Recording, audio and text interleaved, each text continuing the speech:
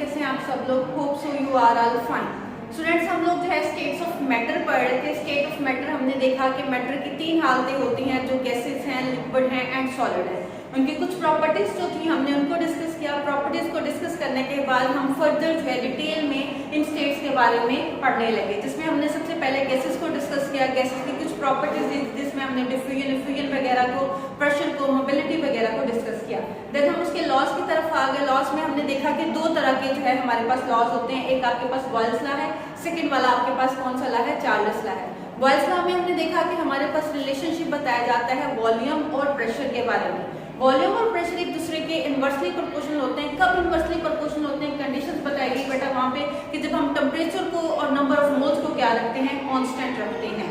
ठीक है बेटा, हमने उसको प्रॉपर्ली प्रूफ किया, एक्सपेरिमेंटली वेरिफिकेशन की। वेरिफिकेशन करने के बाद हमने वाकई प्रूफ किया कि वाकई ऐसे होता है। आपके पास वॉल्यूम जो है वो इनवर्सली प्रोपोर्शनल होता है प्रेशर के, जब आप टेम्परेचर को कांस्टेंट रखते हैं। तो बेटा अब हम नेक्स्ट लॉ की तरफ मूव कर रहे हैं, जो हमारे पास है चार्ल्स लॉ। लेकिन चार्ल्स लॉ जो है उसको पढ़ने से पहले, उससे पहले एक छोटी सी टर्म आती है, हम उसको देख लेते हैं, जिसमें आपको बताया गया है अबाउट जो है केल्विन स्केल के बारे में, कि केल्विन स्केल आपके पास कौन सा स्केल होता है। ठीक है, तो हम केल्विन स्केल के बारे में देखते हैं बेटा। केल्विन स्केल बेटा ये ऐसा स्केल होता है आपके पास जो 0 से स्टार्ट होता है। ठीक है, 0 केल्विन से स्टार्ट होता है और आपके पास नेक्स्ट जाता है 273 केल्विन तक। The scale of temperature which start from 0 and reaches to the 273, ऐसा आपके पास स्केल जो 0 से स्टार्ट हो 273 तक जाए, वो स्केल आपके पास क्या कहलाता है? केल्विन स्केल कहलाता है। यानी अगर आप इसको डिनोट करना चाहते हैं तो बेटा एक्चुअली ऐसे होगा, ये 0 से स्टार्ट होगा और आपके पास जाएगा 273 केल्विन तक। ठीक है, उसके बाद बेटा अगर आप बात करें, इसका कंपैरिजन करें आप सेल्सियस स्केल में, तो बेटा सेल्सियस स्केल में जब आपके पास वैल्यू है -273 तक होती है, -270 तक आपके पास वैल्यू चली जाती है और ऊपर से आपकी वैल्यू यहाँ पे 0 होती है, तो आपके पास ये डिग्री सेल्सियस में -273 होगा, तो केल्विन में ये कितना होगा? 0 केल्विन होगा।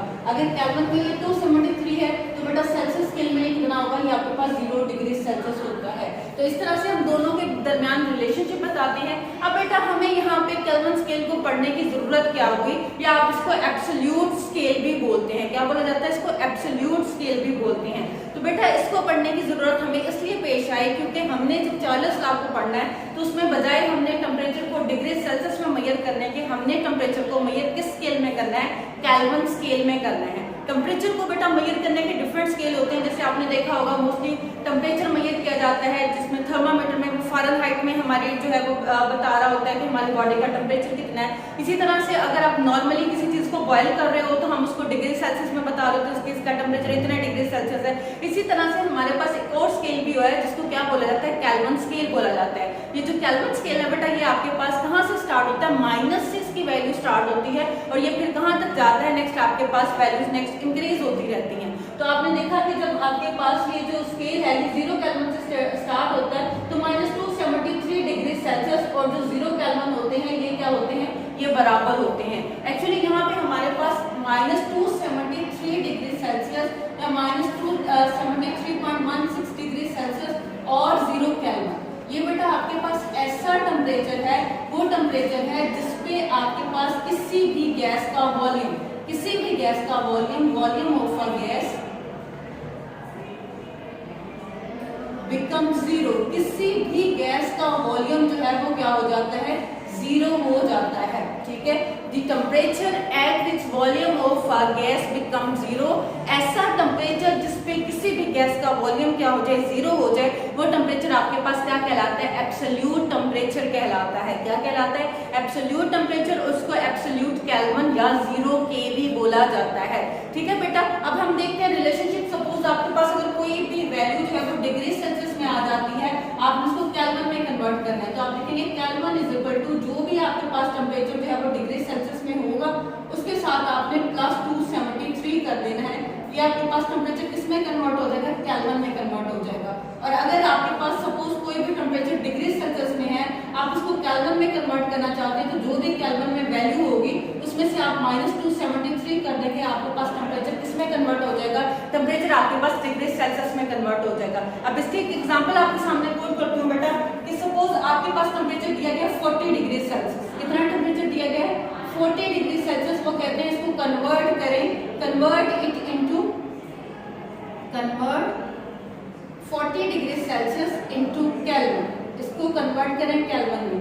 आप कैसे करेंगे बेटा इसको केल्विन में कन्वर्ट? तो वो आपके सामने फॉर्मूला लिखा हुआ है। आप लिखेंगे kelvin is equal to 0 degree Celsius plus 273। क्या लिखेंगे बेटा? 273। तो देखें जो डिग्री सेल्सियस में टेम्परेचर है वो आपके पास कितना दिया गया? 40। आप यहाँ पे 40 लिखें प्लस आप 273 कर दें। आपके पास टेम्परेचर कितना हो जाएगा? 3 यहाँ पे और यहाँ पे 11 और ये आपके पास 2 प्लस 1 कितना हो जाएगा? 3। तो ये आपके पास किस में कन्वर्ट हो गया? केल्विन में कन्वर्ट हो गया। ठीक है, तो केल्विन को आप एब्सोल्यूट टेम्परेचर भी बोलते हैं। क्या बोला जाता है? एब्सोल्यूट टेम्परेचर बोला जाता है। होप सो आप लोगों को समझ आ गया होगा कि किसी भी गैस का जो टेम्परेचर है वो क्या होता है, किसी भी गैस का वॉल्यूम जो है वो आपके पास 0 डिग्री सेल्सियस पे या उसके अलावा जो है -273.16 डिग्री सेल्सियस पे या 0 केल्विन पे उसका जो वॉल्यूम है वो 0 हो जाता है। वो टेम्परेचर जिसपे किसी भी गैस का वॉल्यूम 0 हो जाए बेटा उसको क्या बोलते हैं? उसको हम एब्सोल्यूट टेम्परेचर बोलते हैं। बेसिकली जब भी हमने चार्ल्स लॉ की बात करनी है तो चार्ल्स लॉ में वॉल्यूम का जो रिलेशनशिप है वो एब्सोल्यूट टेम्परेचर के साथ बताया जाता है। यानी टेम्परेचर को हम हमेशा चार्ल्स लॉ में किस में लेंगे? ना तो हम उसको फ़ारेनहाइट में लेंगे, ना हम उसको डिग्री सेल्सियस में लेंगे। हम हमेशा जब भी चार्ल्स लॉ की बात करेंगे हम हमेशा टेम्परेचर को केल्विन में लेंगे। इसलिए बेटा उस टॉपिक को डिस्कस करने से पहले आपके पास जो ये टर्म है एब्सोल्यूट टेम्परेचर या केल्विन स्केल ये डिस्कस की गई है। ठीक है स्टूडेंट, तो आप लोगों को समझ आ गई होगी कि ये क्या है। अब हम बेटा नेक्स्ट आते हैं चार्ल्स लॉ की तरफ कि चार्ल्स लॉ आपके पास क्या होगी। तो देख रहा कि बेसिकली हमारे पास ऐसा स्केल है जिसमें हम किसी भी टेम्परेचर की रीडिंग जो है वो केल्विन स्केल में बता रहे हैं। केल्विन स्केल को एब्सोल्यूट टेम्परेचर भी बोला जाता है, इसको 0K भी बोला जाता है। क्यों 0K बोला जाता है? क्योंकि यहाँ पे हमारे पास जो रीडिंग है वो 0 से स्टार्ट होती है और ये केल्विन स्केल होता है, इसलिए इसको क्या बोला जाता है? 0 केल्विन बोला जाता है। हम एब्सोल्यूट टेम्परेचर को या केल्विन स्केल को क्यों पढ़ रहे हैं? हम इसको इसलिए बेटा डिस्कस कर रहे हैं क्योंकि हमारे पास चार्ल्स लॉ में जो टेम्परेचर है, टेम्परेचर को बजाय डिग्री सेल्सियस में या टेम्परेचर को बजाय फ़ारेनहाइट स्केल में लेने के हम जिस स्केल पे इसको वहां पे ले रहे होते हैं वो आपके पास क्या होता है? केल्विन स्केल होता है। और बेटा एक इंपॉर्टेंट बात, आपके पास -273.16 डिग्री सेल्सियस या फिर 0 केल्विन वो टेम्परेचर है जहाँ पे किसी भी गैस का जो वॉल्यूम है वो क्या हो जाता है? 0 वॉल्यूम हो जाता है। ठीक है बेटा, तो ये आपके पास था केल्विन स्केल। अब केल्विन स्केल को हम नेक्स्ट जो है वो चार्ल्स लॉ में देखते हैं। देखिए बेटा आपके सामने मेंशन किया गया है चार्ल्स लॉ जो है वो हमें बताता है वॉल्यूम और टेम्परेचर के दरमियान में रिलेशनशिप। कैसे टेम्परेचर और वॉल्यूम के दरमियान में रिलेशनशिप बताता है? वो बोलता है कि volume of a given mass of a gas is directly proportional to absolute temperature. यानी टेम्परेचर को हमने किस वैल्यू में लिया है या किस स्केल में हमने लिया है? टेम्परेचर को हमने लिया है केल्विन स्केल में, इसलिए वहां पे एब्सोल्यूट टेम्परेचर लिखा गया है। और यहाँ पे कंडीशंस क्या है कि आपने प्रेशर को चेंज नहीं होने देना। जो आपने प्रेशर एक दफा सेट कर लिया वही प्रेशर आपके पास रहेगा। दूसरे नंबर पे आपने नंबर ऑफ मोल्स को चेंज नहीं करना। जितने नंबर ऑफ मोल्स आपने लेने हैं उतने ही नंबर ऑफ मोल्स आपके पास एट द एंड तक प्रोसीजर जब तक आपके पास चलता रहेगा उतने ही नंबर ऑफ मोल्स आपके पास रहने चाहिए। ठीक है, तो हम इसको मैथमेटिकली बेटा इस तरह से एक्सप्लेन करते हैं। वॉल्यूम को हम V से डिनोट करते हैं, टेम्परेचर को हम T से, डायरेक्टली को हम इस तरह से डिनोट करते हैं। और बेटा एक चीज आपको पता होना चाहिए, जहां पे भी हम डायरेक्टली का साइन अप्लाई करते हैं उस डायरेक्टली प्रोपोर्शनल को खत्म करने के लिए हम वहां पे एक कांस्टेंट यूज करते हैं। यानी हम डायरेक्टली जो आपके पास प्रोपोर्शनैलिटी का साइन होता है, प्रोपोर्शनैलिटी को हम इक्वलिटी में चेंज करते हैं। तो जब हम इस प्रोपोर्शनैलिटी के साइन को इक्वल में चेंज करेंगे तो इसकी जगह पे हमारे पास एक कांस्टेंट आ जाएगा जिसको K बोलते हैं। क्योंकि ये चार्ल्स लॉ का कांस्टेंट है तो इसलिए क्योंकि चार्ल्स लॉ में यूज किया गया है इसलिए हम इसको क्या बोलते हैं? चार्ल्स कांस्टेंट बोलते हैं। ठीक है बेटा, ये हमारे पास चार्ल्स कांस्टेंट है। हम इसकी वैल्यू निकालते हैं क्योंकि K यहाँ पे T के साथ मल्टीप्लाई हो रहा है तो T जब बराबर की दूसरी साइड पे जाएगा तो क्या होगा? वहाँ पे ये डिवाइड हो रहा होगा। तो हमारे पास बेटा यहाँ पे चार्ल्स लॉ की और डेफिनेशन बनती है। वो क्या है आपके पास? रेशियो। ये आपके पास रेशियो है ना वॉल्यूम और टेम्परेचर के दरमियान में। जब भी हम बटे में किसी वैल्यू को लिखते हैं या बाई में लिखा जाता है वो हमारे पास एक्चुअली एक रेशियो होती है, निस्बत होती है। तो वो कहते हैं वॉल्यूम और टेम्परेचर के दरमियान में जो रेशियो है, कब रेशियो आती है? वो जब आपके पास कांस्टेंट प्रेशर और नंबर ऑफ मोल्स होते हैं तो ये हमारे पास किसके इक्वल होती है? ये चार्ल्स कांस्टेंट के इक्वल होती है। ठीक है स्टूडेंट, ये थी हमारे पास इस लॉ की स्टेटमेंट, डेफिनेशन और उसकी मैथमेटिकल एक्सप्लेनेशन। उसके बाद बेटा हम आ जाते हैं इसके एक्सपेरिमेंटल वेरिफिकेशन की तरफ। यानी हम एक्सपेरिमेंट से इस चीज को कैसे प्रूव कर सकते हैं।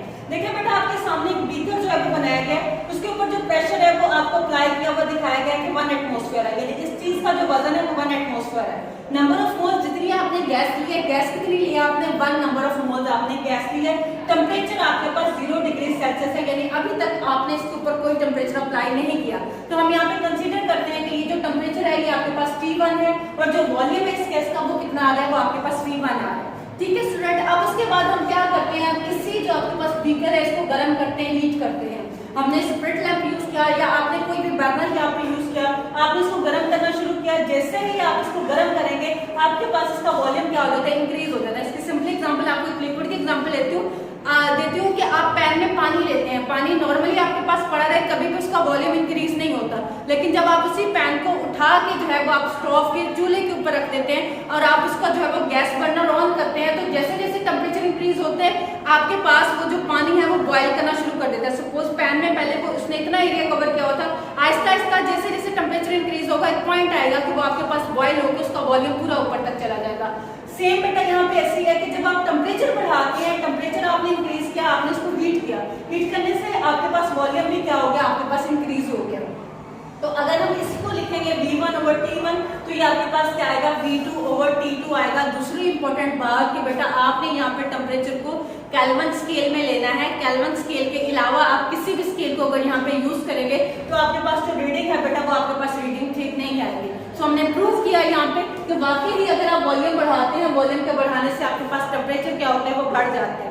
यही था बेटा हमारे पास चार्ल्स लॉ में। नेक्स्ट बेटा हमारे पास जो बताया गया है वो बताया गया स्टेट ऑफ मैटर का और इंटरमोलिकुलर फोर्सेस का क्या ताल्लुक है। तो बेटा इंटरमोलिकुलर फोर्सेस के बारे में पहले हम देख लेते हैं। इंटर का मतलब होता है बिटवीन, मॉलिक्यूलर मींस मॉलिक्यूल्स, यानी दो मॉलिक्यूल्स या दो से ज्यादा अगर मॉलिक्यूल्स आपके पास आ जाते हैं उनके दरमियान में जो फोर्सेस होते हैं। सपोज आपके पास हाइड्रोजन का एक मॉलिक्यूल है, दूसरा भी हाइड्रोजन का मॉलिक्यूल आ गया, अब वो दोनों मॉलिक्यूल जो है एक दूसरे के साथ किस तरह से अटैच होंगे, ये इनके दरमियान में जो फोर्सेस होंगे जो इन दोनों मॉलिक्यूल को एक दूसरे के नजदीक पकड़ के रखेंगे वो क्या कहलाएंगे, इंटरमॉलिक्यूलर फोर्सेस। ऐसे फोर्सेस जो दो मॉलिक्यूल या दो से ज्यादा मॉलिक्यूल्स को एक दूसरे के साथ अटैच करने के काम आती हैं, वो क्या होती हैं, वो आपके पास कहलाती है इंटरमॉलिक्यूलर फोर्सेस। अब बेटा आपके सामने तीन अलग अलग डायग्राम्स ड्रा की गई हैं। एक जगह पे लिखा है गैस, एक बीकर में गैस लिया, दूसरे में लिक्विड है, तीसरे में सॉलिड है।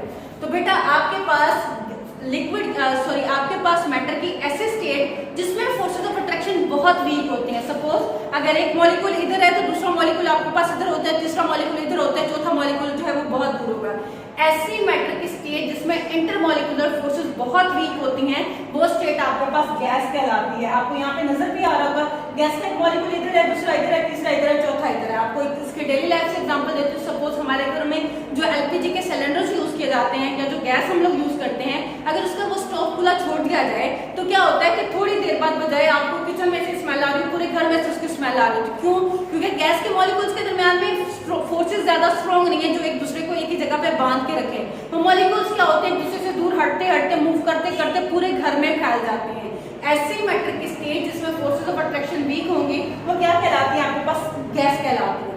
फिर हम आ जाते हैं नेक्स्ट आपके पास लिक्विड स्टेट की तरफ। लिक्विड स्टेट में जो फोर्सेस ऑफ अट्रैक्शन होती हैं बेटा ये स्ट्रॉन्ग होती हैं, गैसेस के मुकाबले में स्ट्रॉन्ग होती है। और देखिए यहाँ पे बहुत ज्यादा खाली जगह मौजूद है, जबकि लिक्विड के दरमियान जो खाली जगह होती हैं वो नेग्लिजिबल होती हैं, यानी हम उसको क्या नजरअंदाज कर सकते हैं। हम ये कह सकते हैं कि लिक्विड के दरमियान में एम्प्टी स्पेसेस होती ही नहीं है। ठीक है बेटा, तो अब इसके एग्जांपल आपको देती हूँ। सपोज पानी है, आपने पानी को फेंका है किसी जगह पे, ऐसे तो नहीं होता ना वो थोड़ी देर बाद हर जगह पे जो है, सपोज आपने एक रूम में इतना सा पानी फेंका, थोड़ी देर बाद जाके देखें आप दूसरे रूम तक वो पानी पहुंचाओ, ऐसा नहीं होता। वो बहुत थोड़ा एरिया कवर करता है, जितना उसके मॉलिक्यूल्स होते हैं वो उतना सा एरिया कवर कर देते हैं। ऐसा लिक्विड में इंटरमॉलिक्यूलर फोर्सेस का देखा कि गैसेस में इंटरमॉलिक्यूलर फोर्सेस बहुत वीक होते हैं, जिसकी वजह से मॉलिक्यूल जो है एक जगह से दूसरी जगह फैल के बहुत जल्दी चले जाते हैं।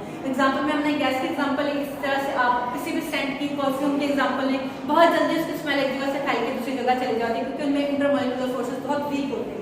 हम बात करें लिक्विड की, जिस तरह से हमने पानी की एग्जांपल ली कि पानी को अगर आप एक जगह पे फेंकते हो तो प्रॉपर एक मखसूस स्पेसिफिक एरिया होता है जिसमें वो जाता है, अदरवाइज वो ऐसे नहीं होता कि वो फैल के दूसरी जगह पे या पूरे घर में जो है वो फैल जाए, ऐसे नहीं होता। क्यों ऐसे होता है? क्योंकि लिक्विड के दरमियान में इंटरमॉलिक्यूलर फोर्सेस गैसेस की निस्बत बहुत ज्यादा स्ट्रॉन्ग होती हैं और उनके दरमियान में एम्प्टी स्पेसेस ना होने के बराबर होती हैं। तो लिक्विड की मैटर की ऐसी स्टेट जिसमें इंटरमॉलिक्यूलर फोर्सेस गैसेस की निस्बत स्ट्रॉन्ग होती हैं वो क्या कहलाती है बेटा? वो आपके पास लिक्विड कहलाती है। नेक्स्ट हम मूव करते हैं सॉलिड स्टेट की तरफ। बेटा आपके पास लिक्विड स्टेट ऐसे स्टेट आपको नजर आ रहा होगा कि किस तरह से मॉलिक्यूल जो है वो एक दूसरे दूसरे के साथ प्रॉपरली बाउंड है, कहीं से भी खाली जगह इनके दरमियान में आपको नजर नहीं आ रही। रीजन क्या है, जो सॉलिड के मॉलिक्यूल्स होते हैं बेटा वो बहुत ज्यादा स्ट्रॉन्ग फोर्सेस ऑफ अट्रैक्शन रखते हैं, एक मॉलिक्यूल के साथ दूसरा मॉलिक्यूल बहुत ज्यादा स्ट्रॉन्ग बॉन्डिंग के साथ जुड़ा होता है। तो अब अगर आपने देखना है कि इनकी मूवमेंट कैसी होती है, तो बेटा जो सॉलिड के मॉलिक्यूल्स होते हैं मूव करके एक जगह से दूसरी जगह नहीं जाते, वो आप जब उसको हीट करते हो तो तब भी वो क्या होती है, आपने देखा होगा कि अगर आप किसी सॉलिड चीज को हीट करते हो तो वो आपको इस तरह से ऊपर नीचे मूव करती हुई नजर आती है। वो क्या होती है, उसके दरमियान में इस तरह से ऊपर और नीचे थोड़ी सी मूव करती हुई नजर आती है। क्यों? क्योंकि उसमें मूवमेंट नहीं होती, उसमें एक्चुअली वाइब्रेशन होती है। वाइब्रेशन की वजह से वो ऊपर नीचे मूव करके दोबारा फिर अपनी उसी जगह पर वापस आ जाते हैं। क्यों? क्योंकि इनके दरमियान में फोर्सेस ऑफ अट्रैक्शन स्ट्रॉन्ग है, मॉलिक्यूल साइड वाले से वहां से निकलने नहीं देते। तो आपके पास मैटर की ऐसे स्टेट जिसमें फोर्सेस ऑफ अट्रैक्शन बहुत ही ज्यादा स्ट्रॉन्ग होती है, और दूसरे नंबर पे वहां पे जो मॉलिक्यूल्स होते हैं वो इजीली वहां से मूव करके दूसरी जगह पे नहीं जा सकते। इस तरह के मैटर की स्टेट को हम क्या बोलते हैं, सॉलिड बोलते हैं। और दूसरे नंबर पे अगर हम बात करें कि आपने सॉलिड को जो है वो मूव कराना है एक जगह से दूसरी जगह, तो सॉलिड को एक जगह से दूसरी जगह मूव कराने के लिए सबसे पहले तो वो इजीली मूव नहीं करेगा, वो तब मूव करेगा जब आप उसकी स्टेट चेंज करेंगे, यानी आप उसको गर्म करके या तो लिक्विड में चेंज कर दें या आप उसको गैस में चेंज कर दें। तो ठीक है बेटा, ये हमें यहाँ से पता चलता है कि गैसेस के दरमियान में फोर्स ऑफ अट्रैक्शन सबसे ज्यादा थी, उससे ज्यादा स्ट्रॉन्ग लिक्विड में होती है और सबसे ज्यादा स्ट्रॉन्ग सॉलिड में होती है। गैसेस में खाली जगह बहुत ज्यादा होती है, लिक्विड में खाली जगह नेग्लिजिबल होती है और सॉलिड में बिल्कुल ही खाली जगह वहां पे मौजूद नहीं होती। ठीक है बेटा, यही था हमारे पास आज के लेक्चर में स्टेट ऑफ मैटर का और इंटरमॉलिक्यूलर फोर्सेस का ताल्लुक है। तो यहाँ से हमें पता चला कि सॉलिड के दरमियान में इंटरमॉलिक्यूलर फोर्सेस बहुत ही ज्यादा स्ट्रॉन्ग होती हैं, और इसी वजह से स्ट्रॉन्ग फोर्सेस ऑफ अट्रैक्शन होने की वजह से हम उस स्टेट को क्या बोलते हैं, हम सॉलिड बोलते हैं। ठीक है बेटा, होप सो आप लोगों को क्लियर हो गया होगा। आज के टॉपिक में हमने चार्ल्स लॉ और इंटरमॉलिक्यूलर फोर्सेस का और स्टेट ऑफ मैटर का आपस में रिलेशनशिप देखा क्या होता है। हमने देखा कि वॉल्यूम बढ़ाने से टेम्परेचर बढ़ जाता है, और इसके अलावा हमने एब्सोल्यूट टेम्परेचर या कार्बन स्केल को डिस्कस किया। होप सो आप लोगों को क्लियर हो गया होगा। अगर कोई कंफ्यूजन हुई बेटा, आप लोग जो है वो कमेंट सेक्शन में कमेंट करके पूछ सकते हैं। अल्लाह हाफिज, have a very nice day.